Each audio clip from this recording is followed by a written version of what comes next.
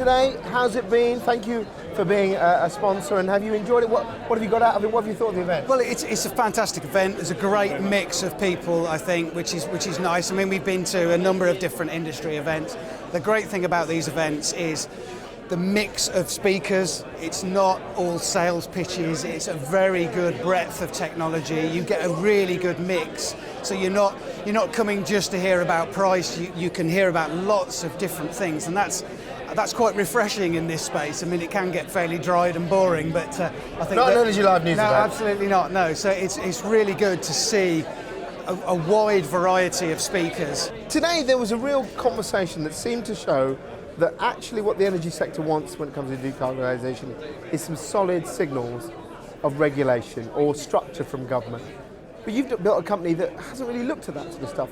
So is it that big companies need structure and certainty from government, and smaller, more innovative companies like you just take the leap of faith? Well, I think there's sort of two angles to this, really. I mean, the big companies probably need a push in the right direction because they've got different drivers, perhaps, to a small company. I mean, a small company has to make a space for itself, whereas big companies are beholden to shareholders. And so some of the good decisions about environment don't really get a look in. I mean, there's hearsay and there's visual things, but and the shareholders want certainty of where things are going. Yeah, absolutely. But I think one thing that came out from this morning, which I think is actually missing from the legislation, is there was a lot of talk about we need a wide mix of innovation, new solutions. And I mean, we've been very lucky to get money from Innovate UK for a KTP. So I mean, there is money out there for small businesses to try and innovate and do things. But I think the legislation and government bodies make it very, very hard for small companies to get into the market. You know, if you want to deal with bigger corporates as a small entity, it's difficult, isn't it? It's very, very hard, and it's almost harder than building the product to actually do these things. So I think if you want innovation, if you want Britain to be the leaders of new technology, you've got to work out a way to help the innovators get into this space. Your company, you've got to this stage, and today you've won an award, which is great, the Retail Forum. You've got to a stage where you've taken a technology, you invested it, you got a bit of money. Why did you make that leap of faith? Perhaps not knowing if a market would accept it? I mean, we were quite lucky. I mean, we've been in the energy management space for quite a long time with a traditional AM&T reporting package.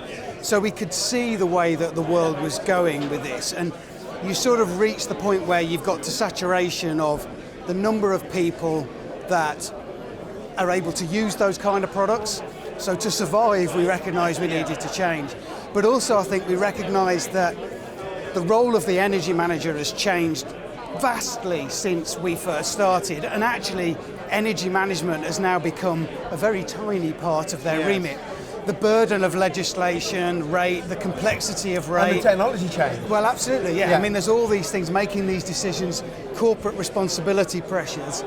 It's very hard to actually get to the point where you manage energy.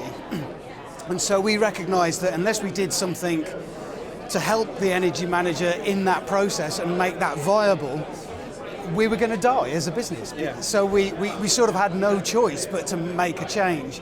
And we tried for a long time to build rules-based systems, but they just didn't work. And I think it's one of those things, isn't it? It was a collision of technology, the availability of computing power, the expertise, people like Google and those players moving and making the assistant technology acceptable, that led us to the place where we are now. And I think we are one of what will be many players, I'm sure, in this space, using technology as something which makes it easier to achieve an end goal. And in fact, goes like the beer advert, goes to the parts that other couldn't reach. Absolutely. Getting technology into places where before it wasn't cost effective to do things, but now technology is an enabler to make that viable.